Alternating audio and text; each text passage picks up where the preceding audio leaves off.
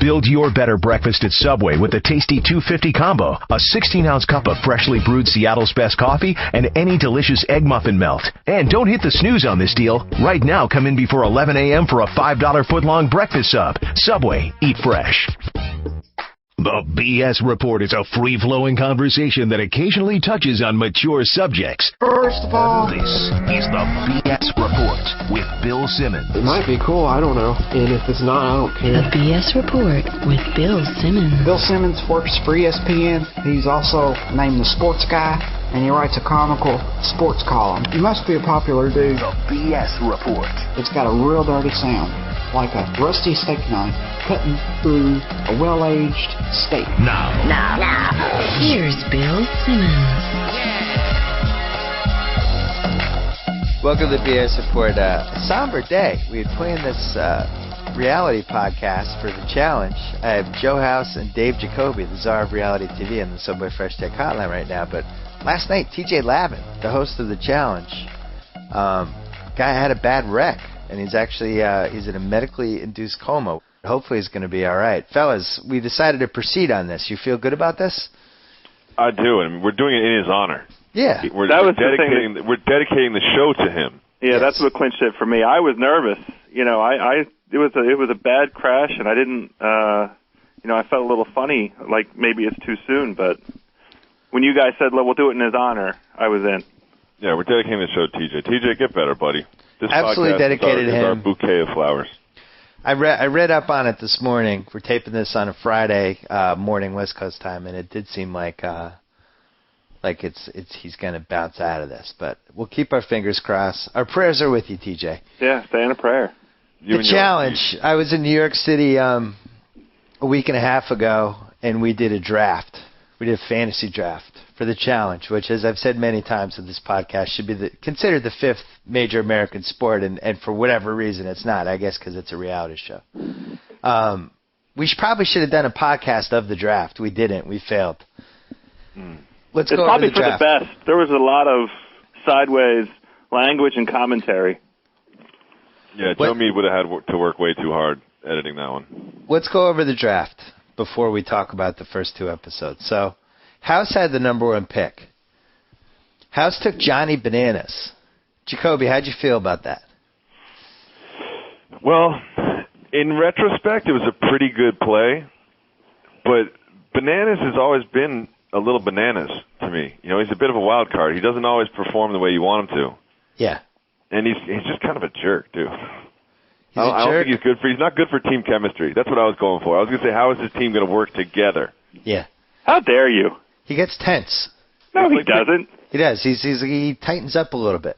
He's a leader, and I knew that about him, and that's why I took him. The other part was looking at the cast here. Not one of the strongest casts ever for a challenge. Not a lot of wily vets. It is true. It was like an NBA draft where there was no sure thing number one pick, so you had to kind of talk yourself into whoever your number one pick was. Jacoby went second and took Brad. I also didn't agree with that pick either. Explain your rationale with that one, Jacobs. Here's the thing: is I'm an empathetic person. I'm sensitive, you know, and I love Brad, and he's never won. And I just looked at him with that puppy dog face, and I said, "This year is your year, Bradford. You're going all the way, buddy."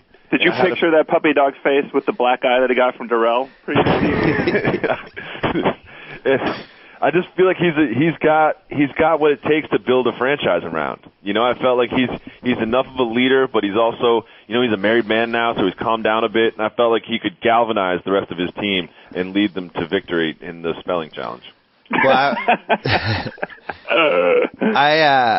I think he's lost every year for a reason. I think it's in his blood. I think he's Corey Maggette. It's hard to argue that. I had the third pick, and we were going snake fashion, which is funny in itself, so which meant I had the third and the fourth pick. I took the two people that I thought should have gone first and second. The first one was Abram, who has always either been really successful in the challenge or has just totally self-destructed and gotten in a fight or had something horrible happen. He always hooks up. I think he had a threesome in the shower one year. I just feel like across the board, he's fantastic. Why would he go third in this? He should have gone first. Am I wrong? We'll find out. Well, to my way of thinking, you don't want a 50-50 guy with your first overall pick. You want a guy who tends to make it pretty far in these shows, and that's why Johnny was, to me, the clear-cut choice. He's done it for a number of years, which is why I didn't pick Laurel. He's been around for a long time. He knows how these games work. He has relationships with other vets. And he, it's not a 50-50 proposition with him. He's also not afraid to get naked and do some hooking up. Yeah, that's good. So, he's also an accomplished author. I've done some research into Abrams' literary profile, and he's got a children's book out now. Well, how would that help him? The intellect it takes to pull together a project like that and to get it published and sell it on your own website for $70 a pop is translates. Those skills translate. We'll have the opportunity when we talk about the second episode, but I have a counterpoint to that. Okay. Well, quickly we're going to go over the categories so people understand. Our friend Katie Gorman is keeping score for us. The categories are these. Crying is 10 points. Fighting is 25. TJ saying killed it toward one of the people on your team is 25. Hooking up and making out is only 5, which I thought we almost a little too low, but there's so much hooking and making out we had to lower it. Nudity's 10. Abrams drawn there. Drag, what's that? Dressing in drag? Dressing in drag. 5. Passing out drunk is 5. Arguably, it could be even lower. I believe there's a subheader here that passing out drunk not in your bed. Because I think passing out drunk in your bed is considered sleeping to them. Okay. It's an excellent point. Getting kicked off, 25. Getting your team disqualified for a challenge, right? Mm-hmm. 25. Making the producer appear on camera. No, that's negative 25. Negative 25, sorry. Making your producer appear on camera to either calm you down or break up something you were doing, that's 20. Having a threesome, whichever person you are in the threesome, 25. Puking is 10. A new category this year that I'm proud of, bigotry, 5. Just saying anything that's completely insensitive and offends whatever group. Mentioning the game, that's 1 point. That's another new category. We a lot of extra work for Katie Gorman here, but we like when people talk about the game. Well, he's just playing the game. Well, now the game's on. We like that, so we added that. Look at bro. It's nothing personal. I'm just playing the game. Yeah. Well, now the game's on. And then finally, same-sex hookup, another new category. That's 10. That seems like it should be higher. I don't know. I mean, we almost could add 2 categories there because you could add the same-sex hookup, but then the same-sex hookup where the gay guy flipped the straight guy. Oh, yeah. That might have been worth like 50. That should be big points for the gay guy. I guess that's right. The flip. I guess that's right. And the other part to that is, all the girls are eligible. Oh, yeah, good point. Yeah. Are we gonna name that after Gavin Rossdale? Don't speak, Jacoby. So in the beginning of the second round, I took Laurel, who I think arguably could have gone first after a startling performance last year, the Amazonian domination. Why did she fall to number 4? I think you want a guy in that first pick. Really? So almost sexist. I mean, girls win this as much as guys. To me, the reason I didn't pick her is just because I've only had a limited sample. I've only seen her do it once. I don't have the breadth of experience with her that I do with Johnny. Well, she stepped it up this year because she's especially annoying. She is. Oh, yeah. Oh, I left out 2 categories. We made a sex crime 100 points. It's never happened, but we felt like it had to be there. Dunbar's still there. Dunbar's still not ruling him out. And then if you win the final, that's 100 points. So then with the 5th pick and the second pick of the second round, Jacoby took Jen with 2 ends, which you had to be pleased with. It's it's great value there. Guaranteed for 2 fights. There's a good chance at nudity and hooking up. I don't think she's ever been on a show and not hooked up. And both sexes are in play with her, which is another bonus. Mm-hmm. Coming back around, House, yet you're on the clock for 2. And continuing with your all-guy theme, Dunbar and Ty Ruff. Yeah. Now, I didn't, have any particular allegiance or commitment to the males when I was making that selection. I just looked at who was left on the females and wasn't really wowed with anybody. So I went for. You only get points for nudity and hooking up for this show. I just want to make that clear. Right. Well, that's the most troubling and troublesome aspect of that Dunbar pick in the second round, is that somewhere shortly after our draft, it came to light that he participated in a Playboy show. And God bless him, Johnny Bananas almost immediately put up a link to an extended vignette. And I have to tell you, I wouldn't have touched Dunbar with a 10-foot pole had I seen what I saw and could not now never unsee. You, this was the opposite experience. The 10-foot pole analogy there. Yeah, that was impressive. You, it made you feel the opposite of when you saw the Greg Oden pictures. The exact opposite. Yeah. Okay.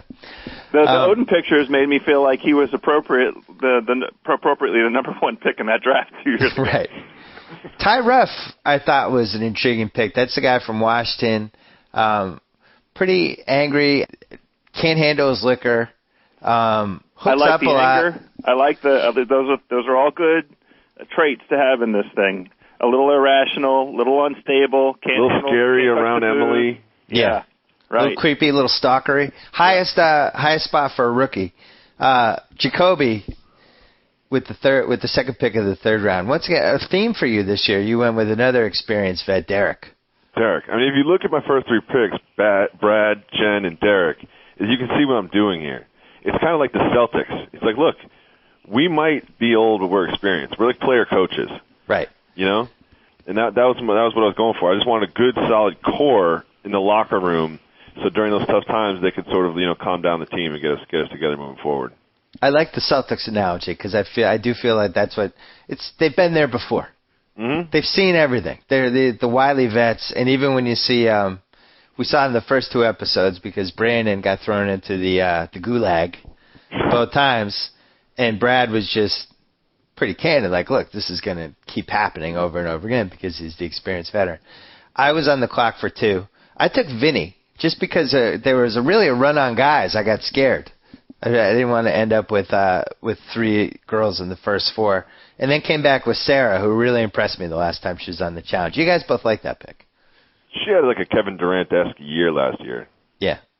And also, both sexes in play with her, I got to be honest. Yeah. And crying. She'll cry. But she's also a good competitor. Tough. Yeah. Tough one. Jacoby took somebody that, in retrospect, probably dipped too low. Teresa. Yeah, the guarding crowd booed the second the first syllable came out of Stern's mouth. And this is I went for Teresa, and it was a good pick. The thought process behind that was hookup points, because who knows what she's going to hook up with. She's hooked up with like 4 cameramen and a sound dude and a boom mic last season. So I'm just thinking maybe that's she'll have a repeat performance. And thus far, I think she's got me some fight points. She's been berating people. She is not hooked up yet, but it's going to come. Also, gotta say, Sherry, better looking this year than last year. I thought she was cute last year, but now there's an edge to her that I kind of like, dangerous, like a Black Widow-y kind of edge. You guys see that or no? No, not at all. I think you've changed. Well, I think she's a star, and you know what? I think she's the Jen with two N's of this generation. She's extraordinarily unstable. Yeah, that's what I mean. She's kind of Jen with two N's 2.0. Like, yeah, it's almost like I wish that Teresa had spelled her name in some funky way, like maybe like 3 R's, like Teresa, something like that. I don't know. House on the clock for 2, coming back. You grabbed Tori, which had to break Jacoby's heart because he wanted to handcuff Brad and Tori, I think. Well, and that's precisely why I took her. And then you took Aida, which... as we were trying to spell it, led to a whole conversation about how crazy her name is, and it's the number one craziest name of all time. Aiiia. I still can't tell you why I took her. It's a typo name.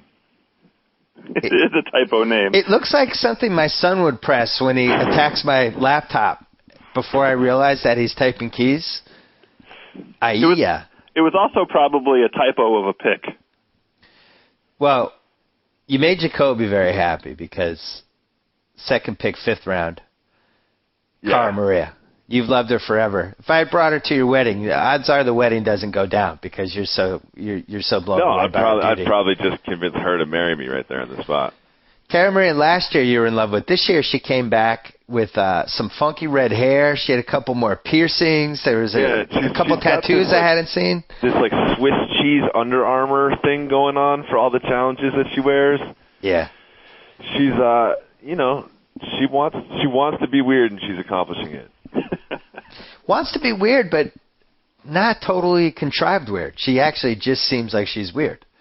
Yeah, I mean, she in a good seems way. like Captain Jack Sparrow had an alleged, like an illicit daughter on one of his ports, and there she is on the challenge. She might have a little crazy like a fox in her, too.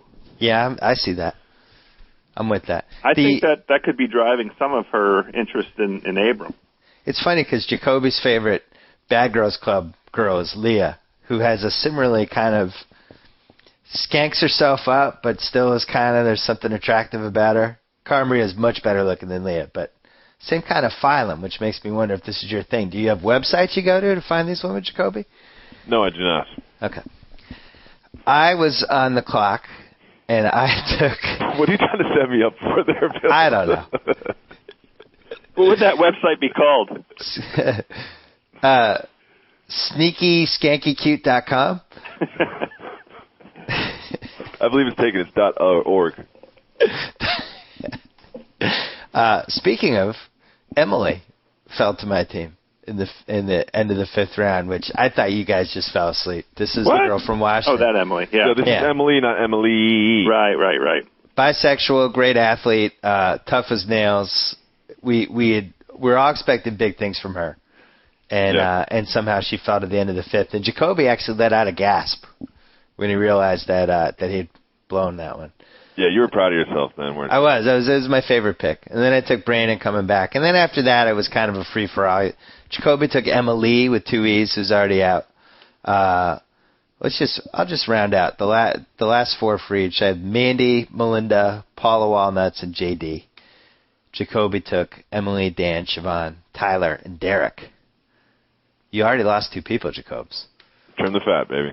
And then House had Luke, Camilla, Katie, Chet, and Big Easy. Now, Chet looks like he might have been the sleeper, the late-round sleeper there. Yeah. Was Big Easy on the show yesterday? Or a couple days ago? I don't remember him getting even 10 seconds worth of time. Yeah, I don't either. I don't remember seeing him hang upside down. I remember they talking definitely to anybody. did not hang him upside down. No, they did. That was a good move. I saw him hang upside down. Oh, he did? He had one of the underrated moments of the first 2 shows when that Teresa was yelling at that other girl, the Brazilian girl. It was going back and forth. They had a wide shot, and Easy was just wobbling toward the camera like he was just headed to the bathroom or something, and was bombed out of his mind. It was funny. It was like it just kind of snuck in there. It's not expecting big things from him, but I do think Chet might have been a sleeper. Seems like he kind of has figured out the game. He's a little conniving. Yeah, a little conniving. He's already had a hookup. So are we calling? Can we get a ruling on that? They're he in definitely bed. had a hookup. What are you talking about? They were in bed. They made out. Yeah. I didn't thought see it was a hookup. I don't know. That's a hookup. So whose team? Got a vested interest in this. Whose team do you guys like the most?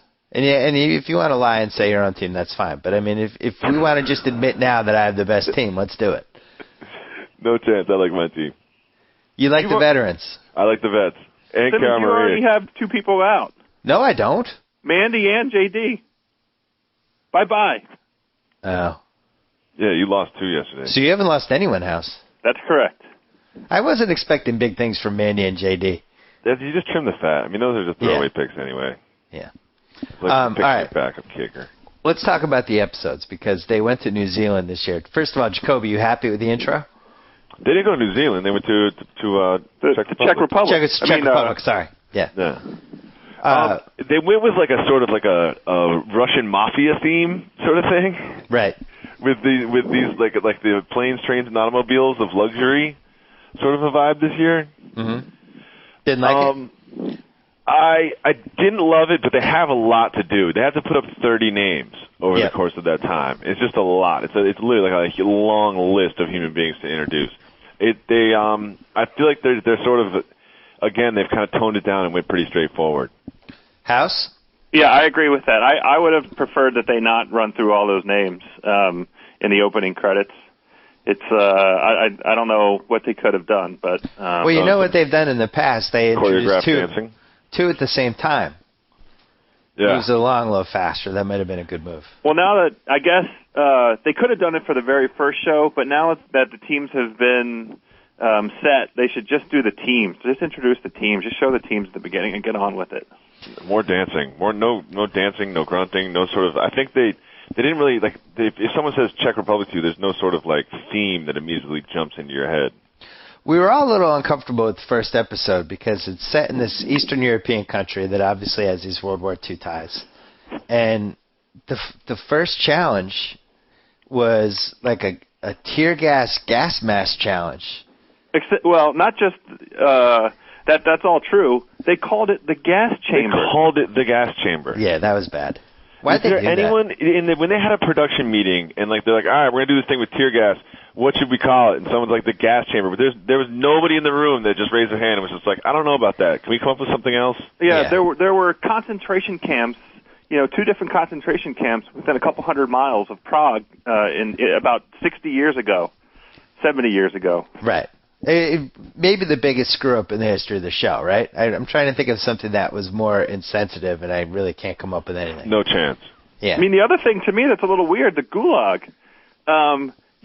Does anybody know the history of what that's all about? What have you been doing for the past 3 hours, House? Like, just Googling everything? No, I just was surprised. I watched that first episode. I'm like, so they're doing the gas chamber in Prague, and the competition thing is called the Gulag, which is a forced labor camp that some folks say killed, hundreds of thousands of Russians over the years. Yeah, it's a little weird.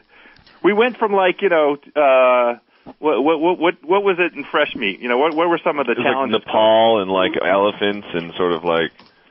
No, but the competitions when exile they call it. Right, all those kinds of things. What's wrong with just using action verbs? Yeah. I'm just shocked that got passed. I just don't get it. There's no suit that watched this was like, hey guys, you've done, right? And I Googled it to see if there was like an internet outrage, and there really wasn't. On MTV.com, there was a thread called "The Challenge in a Gas Chamber?" ? Are you kidding? So that's really that classifies as outrage. Well, not really. I was very surprised that got by. Me too. Big mistake. But other than that, other than the totally insensitive concentration camp overtones, I think the season's been pretty good. It's a hard one to bounce back from, but yeah. Anyway. Well, I mean, the thing that got me, I was trying to process it. The thing that got me is the action shots of the kids in there, like, oh, I can't believe how bad this is, like the tears and coughing from the gas and everything. I mean. By the way, that can't be good for you. No. I can't imagine inhaling tear gas even on a reality TV show. They wouldn't let. For your body. I think they wouldn't let Aya participate. Right. Why not? Because she has asthma. Oh. I wouldn't have done that. I wouldn't have been able to breathe for a month if I did that. And it also, here's one thing that's difficult for me to admit. I didn't understand what they were doing. You know what I mean? This big board with like numbers and letters. They're like I was like, wait a second. I always make fun of these people for being kind of dumb, but they've figured this out and I have not. What is the point? Read numbers and find corresponding numbers. Like what? I guess my biggest gripe with the show is that because the challenges have become so complex, the challenge chews up a huge part of the show, and then they have to have the Gulag, and they have the 2 people in the Gulag. I'm not getting enough debauchery this year. Exactly. It's starting to feel it really is starting to feel like professional sport. I almost wonder. That's the thing. I totally agree. Like I tried to see how TJ felt about this. It's just like it's like a serious competition now. Yeah. It's not like just fun and drinking and hanging out and having drag shows. It's like they sleep in and stretch out and work out and get prepared and strategize and have leaders and coaches and players. It's weird. Could you make a case that it should go an hour and a half? I feel like you could change the tone. You need the interpersonal dynamic. You need to see the kids in the downtime outside of the competition. At least I do. That's part of it's a huge part of why I enjoy watching it. Is the way they behave with one another. It's like trying to guess who's going to hook up with who and all that kind of stuff. Yeah. It felt like, at least in the second episode, what you just described, Bill, where the competition dominated the entire thing, they squeezed in the two hookups as like an afterthought, it felt like to me. Yeah, and like one quick shouty match for a minute. At least go an hour 15. I feel like they could have stretched it out, and then we get all the other stuff. Because the way this season's set up, this is going to be the greatest, Joe Mead, you're going to have to bleep me, they haven't shown show. Because we haven't seen anything. They literally haven't shown anything. So yeah. it'll be an hour of things that will be like, they should have shown that. But yeah, I think it's almost gone a little overboard, the competitiveness. I think they wouldn't. I think they should take them on little day trips or something so they can go out and get drunk. You know what I mean? Like give them a couple days off of competing and like, all right, now we're gonna go to like, Zibilgarten and like, hang out and then you can get some good interpersonal stuff. I like that idea. Do you see any? There's a couple of interesting single people on the show this year, including Melinda, who, after years and years with Danny, and they were really America's worst couple until Ronnie and Sammy got together. And now she's single, and they're not really talking about it, but nobody's made a run at her yet either. To me, those years with Danny really did something to her. Oh. She used to be one of my A number ones. And not anymore. Yeah, I don't know what happened. Who's your A number one this year? I feel the same way, but I can't even eloquently describe why my attitude about her has changed. She looks the exact same. She doesn't. To me, she doesn't. Yeah, look I don't think she the looks exact the same. Well, because she got older. Yeah, but, maybe that's it. It's the same reason why Sammy can't be attractive anymore, because the Ronnie stuff has just made her unattractive. Yeah. Doesn't even matter what she looks like at this point. For sure. Is there who do you think is the alpha dog hot female on this show? For me personally, I love Tori. I'll never not love Tori. Wow. Whoa. Tori. I don't care. I'm just saying. House likes the skinny tall ones. I'm a Cara Maria dude. Yeah, of course you are. What are you talking about? I'm a Cara Maria dude. What? Yeah, .org. Sneaky. You see, Abram came out of the bathroom after they hooked up, and he looked at him. He had scratches all over him and stuff. It looked like she branded him while he was in there. You knew it was from the competition because he didn't participate. Yeah. That's why he didn't participate. Maybe that's why he couldn't participate. Yeah, did you see all the scratches he had on himself? It was interesting. Another interesting thing about this show is that Siobhan has kind of morphed into the Tanya 2.0. Know where I'm going with that? I would call her a homeless Tanya. Homeless man's Tanya? Yeah, homeless man's Tanya. She's not a poor man's Tanya? She doesn't quite have the verve of Tanya. She's not quite. She doesn't have the full menu of dysfunction that Tanya has. Sounds she's like you guys she's a two-trick pony. Sounds like you guys are a little down on the season. I want it to grow on me. I feel like I'm going to have an open mind about it. You need to trim the fat. I think that once we get rid of some of these people, like you didn't even see Melinda last episode, you didn't even see Big Easy. You need to get it down to 14 people, and then you can see it really start to get fun. Do we have an alpha dog yet? Oh, I don't know. I'm thinking bananas. Yeah, me too. I'm thinking bananas. I thought it was going to be Abram until the last episode. I think Cara Maria, whatever happened in that bathroom, changed him fundamentally.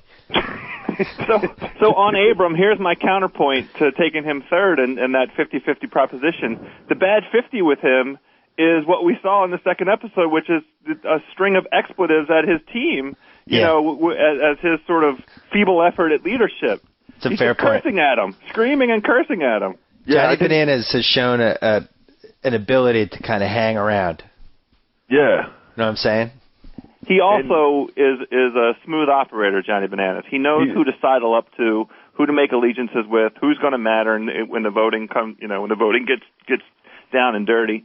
That's why I like Johnny. He's equal parts loved and feared as well. You know, where, you know, Abrams going for this, like, intimidation thing. I think while he was trying to, like, quote-unquote coach his team, he said he was going to kick their ass or something. It was like, Abram, what sort of motivational technique is this?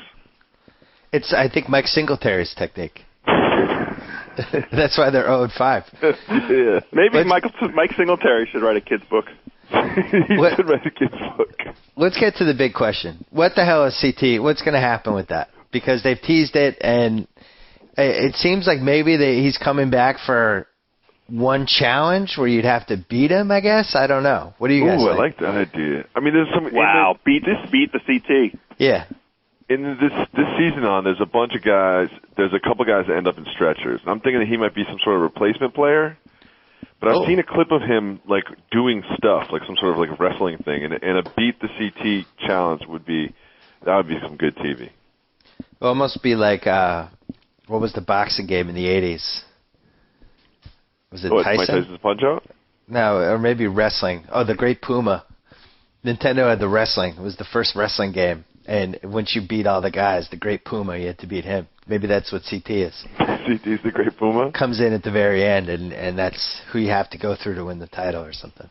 This is why I'm having an open mind about this season, even though it's been a little kind of lackluster so far. I mean, I got to give it almost a thumbs down at this point. That concentration camp overtones in the first episode where I thought were creepy. They totally ruined that show for me. And then, I don't know. Not enough debauchery, just a lot of weird stuff going on. Might just be an off year. And like the Laurel Mandy fight was a little weird to me. Might be an off year because I think Survivor, same thing. Like I might be out on Survivor, Jacobs. Did you hear about the next year's Survivor? No. Russell's coming back. Boston Rob's coming back, and they're going to be like leading opposite teams against each other. Yeah. And that Carrie Prejean chick is in it or something. Ooh. Yeah, I think it's kind of like they're like dumping this season of Survivor just to re-up for next year. Well, I mean, that sounds like butter the bread. That's what it should be called next year.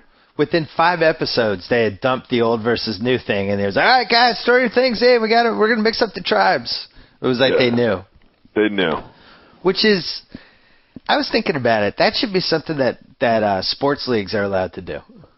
Just make up stuff as they go along. Just like this year in the NBA, like if there's too many good teams in the West, Stern's like, all right, guys, we're gonna mix things up for the second half of the season. Miami's now gonna be in the West. But I mean, when you think like there's a prize for this show, they shouldn't be able to just change the rules. Like they should submit ahead of time what they're doing each week, because then I think it gets a little fishy. What do you mean? Fishy in what way? Well, it's supposed to be a game show, right? Yeah, but the contestants are all, they walk in knowingly sort of, prepared for the rules to be whatever the production team decides on whatever day they walk into that competition. But the production team can kind of manufacture those rules and whatever the things that evolve with the show. Yeah, sure. To keep certain people in the game. The point is to keep it interesting. I don't think that's legal, though. What are you talking about? What do you mean legal? It's a game show. Everybody's supposed to have a fair chance to compete for the $1 million. You According can't sway to who? it. It'd be like Who Wants to Be a Millionaire doing the questions like, oh, Joe House, we want to keep him on his good guy. Oh, we're just going to ask him Washington questions. We're just going to ask him about food. Washington and food. For $100,000, who is Phil Chenier? You saw Slumdog Millionaire. Who says that ain't going on? Yeah, Survivor, I think, is on its last legs. It's a little transition time for reality because I don't know if Jersey Shore... They might have done too many episodes, Jacobs. Of Jersey Shore? Yeah, I'm a little burnt out. I'm ready for that. I'm ready for them to leave Miami. I've had trouble getting through the last 2. I've been doing emails and watching it, and I'm barely even watching. I'm ready for everybody to move on. It's a little rinse and repeat. You know, it's like, oh, here we are, we're going to the club, and we get to the club, and then we get in a fight, and then the situation brings home some girls, and somehow the situation finds a way not to get laid, and then there's some sort of fight, then they go out to the club, and then there's some sort of cliffhanger, and then we'll see you next week. Yep. I did like Paulie going after the situation as a wingman. I thought that was a nice little bit they did last night where while the situation's explaining to JWoww his rationale for not hooking up. Paulie's on the, Paulie's simultaneously counterpoint, at least the way they showed it, talking about what a bad wingman the Sitch is. He is.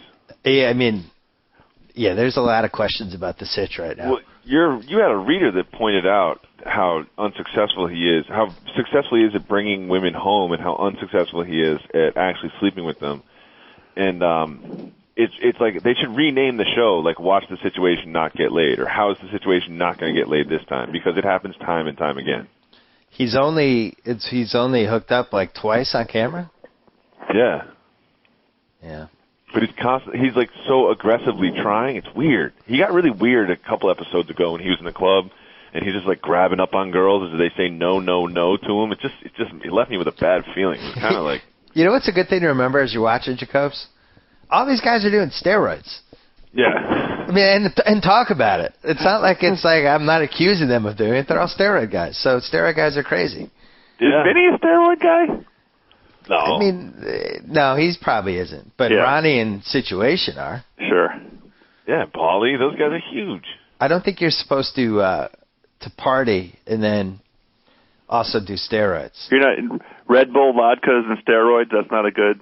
No, I don't think that's a good combination. Did you guys see the South Park about Jersey? No, I didn't. I haven't seen it yet either. They murdered Snooki in it. I don't know how she bounces back. She claims she thought it was really funny, but deep down, there's no way. How else can she play it? I mean, they really made her into a monster. It was great. It was a really good episode. I thought it was one of the best ones in a while for them. She's really kind of an innocent. I don't know why you would go after her. It's a good one. You got to see it. All right. When does the show come back? Because next week's the last one, I think. But then I think they've already filmed the one this summer, and that one's going to be on soon. I mean, they're going to burn out. They're going to burn out the audience. Is what's going to. I mean, I'm already getting there. They really need to turn it on its head. I think they, like I suggested earlier, they need to turn into like behind the scenes. This is their lives now that they're famous reality show. Mm. And it's not Jersey Shore anymore. They could get 8 new kids for Jersey Shore. Exactly, and they can negotiate for appearances and and see all that stuff and see them go on Ellen and try to like read scripts and audition for shows and stuff like that. Like that's what I want to see now. I would watch that. It's just a big farce to watch them like supposedly be quote unquote normal people when every time you go to the club, everyone looks at them and they're immediately recognizable. I mean, they're wearing costumes for God's sakes. And they've got a camera crew following them, and we're supposed to pretend it's just like them at the club having a good time. It's just not the case. It's not reality. Yeah, it's going to be way over the top, them back on Jersey Shore this past summer. I don't think it's going to. Yeah, I don't think it's going to work. Hey, you don't like my idea about, you do like my idea, the challenge? Picking the 8 challenge competitors, having them go head-to-head with Jersey Shore? Who doesn't like that idea? Yeah. That should be the next step. It's a great idea. Jacob's Bad Girls Club also wrapping up. Yeah, Bad Girls Club has been phenomenal. House, explain why you hate the show so much. I watched one show from beginning to end and couldn't find a single redeemable quality in any of the characters. Not one character had a single thing I could hang my hat on and root for. They were all equally loathsome to me. Jacoby, your counter. I watched the show from beginning to end, and I couldn't find a single redeemable quality on any of the characters, and they were all equally loathsome for me. That's why I love it. What is the difference between Bad Girls Club and prison? Other than not having guards. Booze? I'm going to say booze. Okay. But you can make your own booze in prison, potentially. You could make the homemade stuff. Okay. I don't know how you do that, but sure. The wardrobe. Wardrobe. They wear more. They cover up in prison. You can still get tattoos in prison. Not much. Not much. Maybe if I watched it and just thought of it as female Oz, I might like it better. Maybe I think that's how you should think. Like, because you loved Oz, you loved Schillinger and Beecher. I did. It was amazing. You loved Adebisi. I did love Adebisi. We used to have long phone calls after the Oz episodes. I'm glad you brought this up. Why can't Oz come back? Come back with new inmates. It can, of course. Who's against the return of Oz? Not me. Certainly not me. Does it need to lie dormant for a bit longer, like maybe a couple more years? it didn't end on a low note. I didn't lose interest in it. I mean, it definitely. I always thought the jump the shark that the season was when Luke Perry showed up as Jeremiah, the bearded reverend or whatever he was, and it just seemed like the wheels kind of came off. It started getting more and more absurd. That was the one that did it for you? It wasn't Rick Fox as a prisoner playing basketball, beating everybody? I like that. I thought that was a good one. I like Have you ever seen Edebisi try to play another character? It's like, no, dude, you are Edebisi. Well, that's what's killed Schillinger. Because Schillinger's been in a lot of stuff. I've seen him in chick flicks. And it's like Schillinger was the dad in Juno, wasn't he? I know, but I kept waiting for him to rape somebody. Oh, no. Thought he was going to rape Jason Bateman. Jason Bateman would have deserved it. Some guys, it's a thing. I had the same problem with that Detroit 187 show. I couldn't get past Christopher Moltisanti as anybody else. I think you just get branded. And I think this is what's going to hurt the Situation's acting career. I saw, what's his name, evil guy from Lost, Ben, I think his name is. Ben Linus, yeah. Yeah, I saw him in my neighborhood, and I just couldn't disassociate the two. I was like, where's the smoke monster? Like, Ben is Ben from Lost. I don't care what that guy's real name is. And that was the real problem with Adebisi on Lost, too. Yeah. Just, if you'd been an Oz guy, it was too much. Although, I will say that I did watch Party for Five, and when Lost started, I couldn't get past Charlie being Jack. But then after a year, he became Jack. So what were you doing watching Party of Five? Party of Five was a good show. Really? I'll defend Party of Five. All right. You know, Bailey started drinking, it's one of the great interventions ever. No? Never watched it. House? I was kind of in and out on it. I don't remember. I think when the littlest girl got old, That's when it got creepy. Yeah. But, I mean, that show had Jennifer Love Hewitt and Neve Campbell in their primes. That's true. I think that's when I was watching it.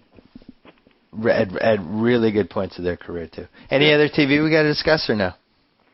I saw your thing about being out on network TV in your column today. Yeah. What's wrong with Modern Family? I've never seen it. Oh, you need to get in on that. Network sitcoms I just can't do for some reason. They're only 21 minutes. Yeah. You can get in and get out. What dramas are you watching?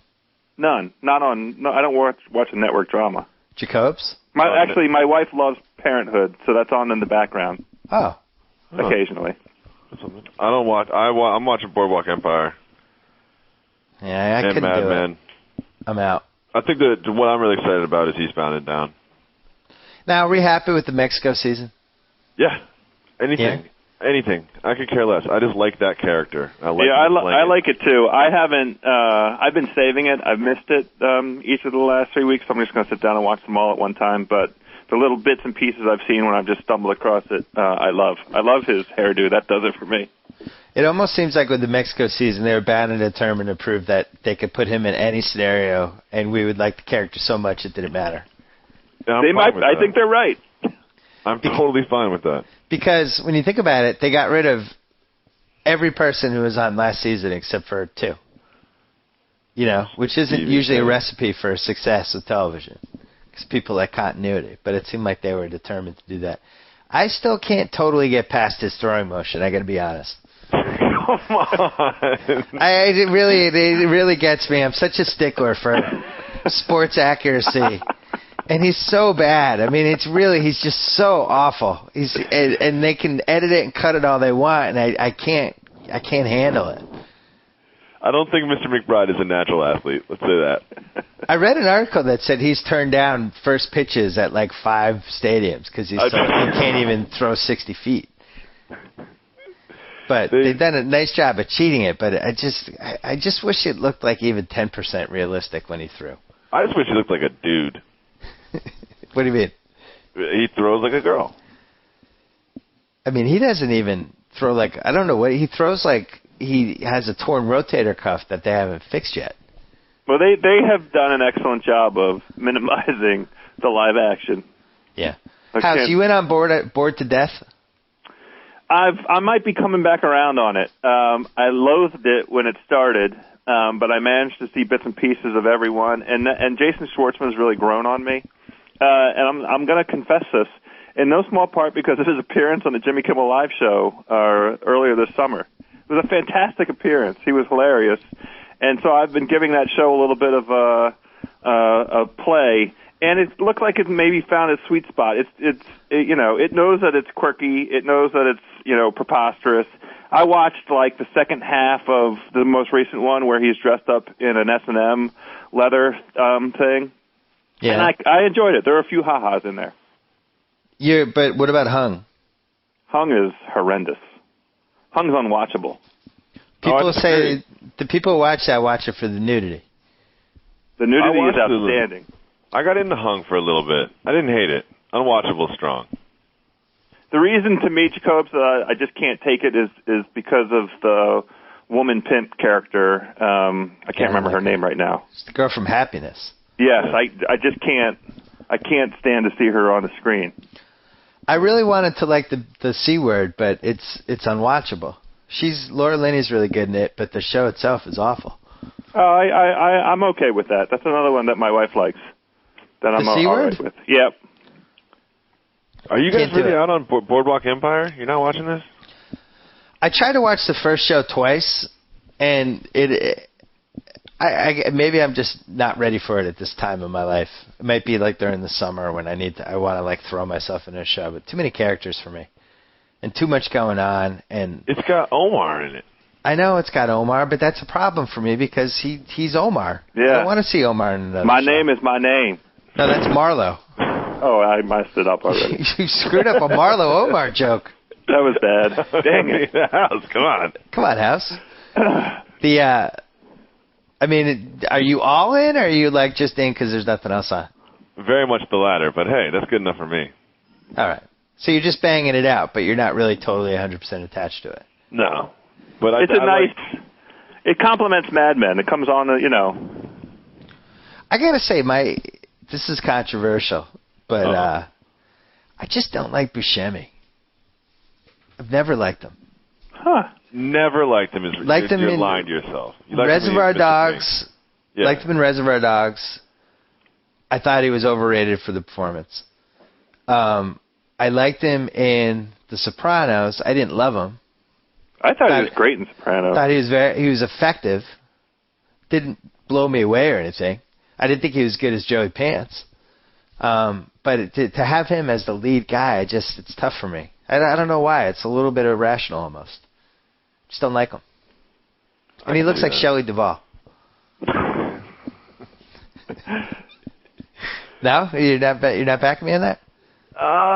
No. When I see Buscemi on the screen, I'm in. I mean, this is 100% based on his performance in Reservoir Dogs, but that's fine. Isn't he? He's the same guy in everything he does, though. It's not like he's acting. He's just Steve Buscemi. That's an effective guy, though. I mean, is that different from De Niro for the last 20 years, 25 years? I just feel like I'm always conscious that it's him and not the actor, if that makes sense. That's why I'm not totally in on him. But let's hit Mad Men, and then we'll end it up. Jacobs, you in on Mad Men? Yeah, I'm in on Mad Men. I'm oddly like out on Draper lately. For what reason? It's like the whole like emotional breakdown thing with this girl, and then like taking an ad out in the Times against tobacco, and like he's losing it. He's losing his grip. I like him when he's like 100% together. It's kind of like those movies. We've talked about this, I think, when the movies there's always like the good part, like Goodfellas, and everything's good, and everyone's making all the money, and then it starts to turn bad. I don't like it when it turns bad. You're out on Goodfellas right after they find everybody in the meat truck and in the whatever. That's when. Yeah, like the Lufthansa heist goes well. They go to a supper club. I'm good with that. So on Boogie Nights, when Dirk is singing, that's the point. Yeah, I'm out on movies right when it starts to go bad. I'm here to have a good time, and I feel like, and I like to watch Draper when he's like sleeping with his secretary and running around town and like, being suave and smooth and going in pitch meetings and just like crushing it on the spot. Oh, he's still sleeping with the secretary. Yeah. Well, he hasn't stopped that. I think Boogie Nights is the best going off a cliff example, even better than Goodfellas, because. Yeah. In Goodfellas, it's really not that long. It's like 20 minutes. Boogie Nights, it's like the whole third of the movie. it just kicks you in the head with it, basically, literally, because somebody does get kicked in the head. Yeah, but, right. But it goes right from as soon as he starts yelling at Jack Horner in the pool, I'm out. Oh no, I'm out on after he records "Feel the Heat." That's it. Whatever. As soon as he's doing coke, as soon as he's in the church parking lot, I'm out. The church parking lot's like the yeah. What do you think about Mad Men? I thought it was an effective season. They had to shake it up and kind of have some ramifications for the lie that he'd led for the last 10 years. So I was okay with it. And I also think they're setting it up as he's kind of the old guard, and he's going to get passed by the newer guard as this decade goes along, and the newer guard is represented by Peggy. Is that too English majoring? No. Well, the whole program kind of runs that way. I've loved it because of the character development of the non-Don characters. I love the direction that Roger's gone in. And Peggy. I think Peggy. Peggy, exactly. Those two I've really enjoyed. And the question with Peggy is, I'm sure that was the intention all along, whether she acted it that way or she just became a better actress as the show went along, because I thought she's been outstanding this year, and I never really thought she was that great of an actress. So did she rein it in, or was that always in there? I don't know. I wonder if part of our feeling about her development, sort of goes along with how much her physical appearance has improved. Because they gave her a horrible hairdo and they made her pat on a little extra weight. Yep. And she's hot now. Except for the part where she was married to Fred Armisen. and as a Scientologist. Scientology affects the way that I view their actual acting performances. Does that make sense? So with Travolta? I'm the other way. I don't care. It freaks me out. When I see her as Peggy now, sometimes I'm like, oh, that chick's a Scientologist. That's weird. Like, you think she's going to convert somebody? Yeah, it's just strange to me. You can't, suspend the disbelief. You can't. No, look, I'm not judging Scientologists that think aliens, are going to come here to save everybody. I'm not judging at all. God bless them. They love the event. That's the plot of the event. Oh. Yeah. That was a good joke, but neither haven't watched that one. Don't know anything about that one. It's one of my best jokes of the podcast. It fell flat. The other one who's, I think, evolved is Pete Campbell. Right. Great development of Pete Campbell. He was really good the last episode. I don't know where it goes. I don't know where they're headed, which is great because I think you want to follow shows that you have no idea where they're going. Yeah, exactly. But when you think there's one episode left, I don't know how this all wraps up in one episode. Oh, it probably doesn't. We'll probably just end up with another direction. Well, they don't do those cliffhanger things. They start you a year later. Yeah. Right. That's what I mean. We'll have a direction. We'll have a sense of where people might be headed, and then when the next season starts, they will have arrived wherever it is that they're headed, and we'll catch them kind of in the middle of things. Because everything is leading. The best season will be 1968. Because that's when the most stuff was happening. Yeah, with Vietnam, with Martin Luther King, and Bobby Kennedy. Yeah. The fires, all kinds of. I mean, that was the watershed year. So they need to. It's like he's getting his ducks in order for that year, and that's what year are we right now? I think we're at the end of 65. Yeah, 65. Okay. So I feel like there's going to be a something's happening here montage. Oh God. That's definitely going to happen. I'm rooting against it. It's happening. So if he goes away the end of 65, comes back a year later, end of 66, and then it's the same pace, that means 68 is 2 years away. But yeah. I think it's been I'm head over heels for this season. Me they too. took Draper in a direction that I was not prepared for, and I thought he did a good job. And I thought the suitcase episode was the best episode, other than the last episode of season 1 that they've had. And he should win the Emmy. I agree with all Both those of them things. should win, especially because the Breaking Bad guy's not in there. Do you guys watch Breaking Bad or no? I watched some of the very first episodes the very first year and loved it. Thought it was spectacular and was felt like I had made a little find. And then couldn't. It wasn't showing like repeatedly at the same time on the same. I couldn't find it on the schedule and stopped watching it. Oh. This was a handful of years ago now. It's not a good reason. Well, I just couldn't keep up with it. All right. I thought it was good though. We have one last thing, Jacobs. Okay. Anybody join the Jacoby house? Yeah. Who do we have? It was a big week for the Jacoby house.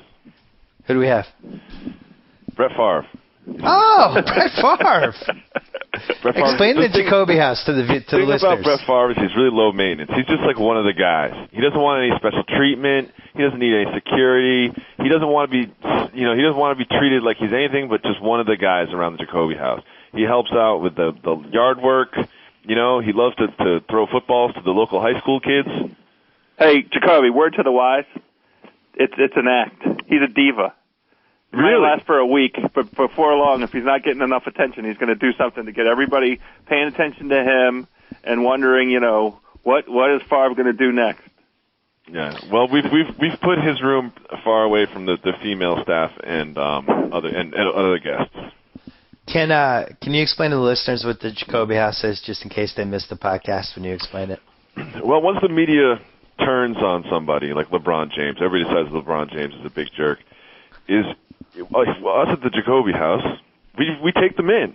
It's a refuge from the rain, from the storm. Everyone out there hates you. Guess what? We don't hate you. Everyone in here loves you. LeBron James, I'm cheering for you all year long. So it's almost like a backlash type thing for you. Yeah. The more the backlash, the better for Dave Jacoby. Exactly. The more I like you, the more that everybody is backlashing against you and thinks you made bad decisions and this and that, it's the more that I like you. Allen Iverson might be checking out and heading out to Turkey. Oh, that's it? Yeah. You wish him well, bid him adieu? Yeah, he's gone. He doesn't need our services anymore.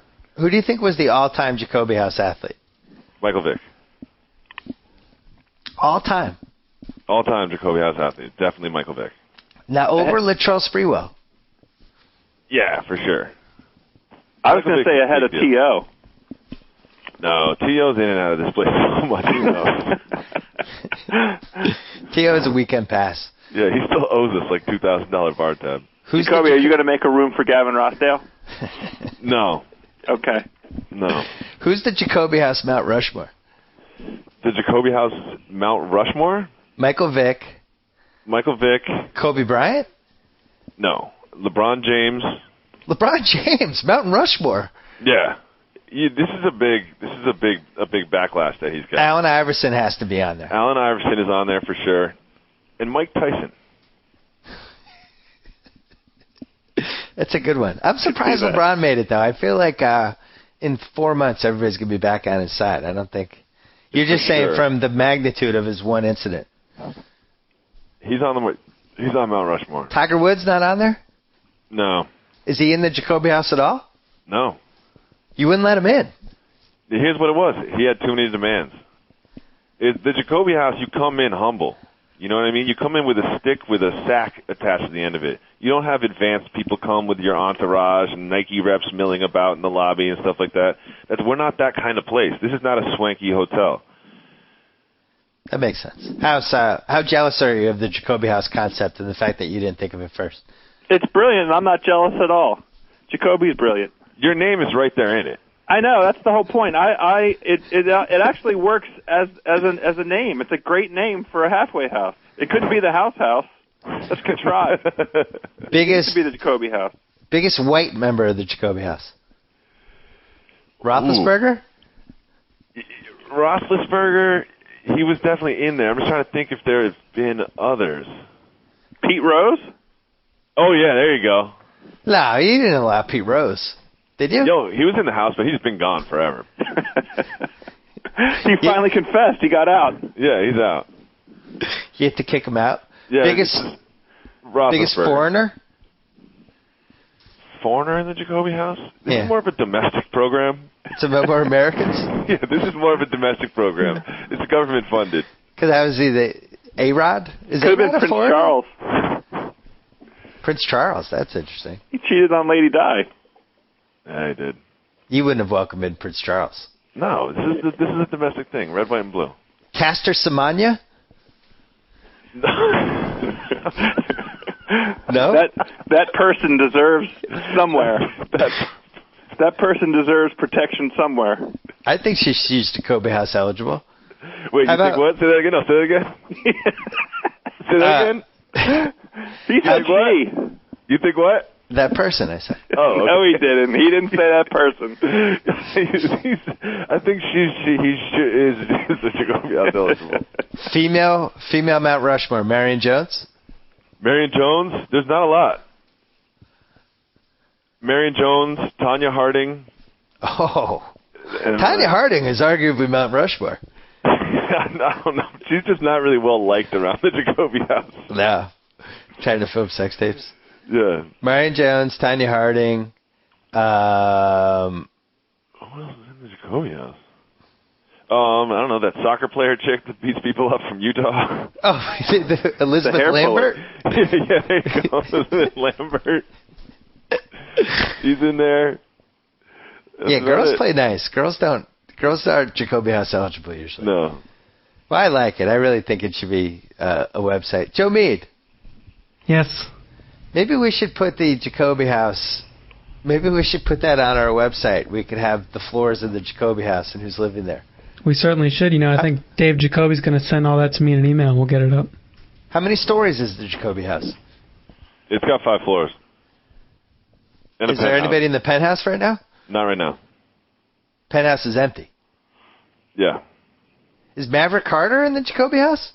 No. So it's just athletes. Yeah, people in the public, in the public eye. I'm telling you need to make a room for Gavin Rossdale. And Michael Richards. No, Michael Richards is not in the Jacoby House. He's not allowed in the Jacoby House. We're staying in the world of sports for now. All right. Dave Jacoby, Joe House. We'll talk to you later in the challenge year. Hopefully it gets a little bit better. And best of luck to TJ Lavin. Shout out to TJ. Hope he bounces back and listens to this podcast and enjoys it. That's it for the BS Report. We'll be back next week. Until then. So I get to sign off. Whoa!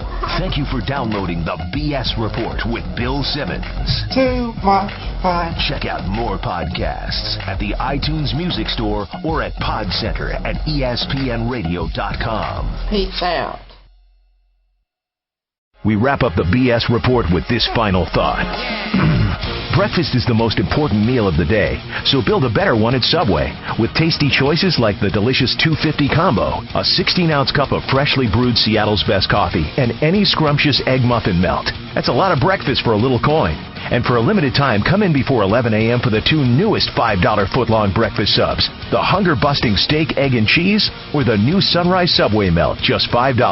Only at Subway. Subway. Eat fresh.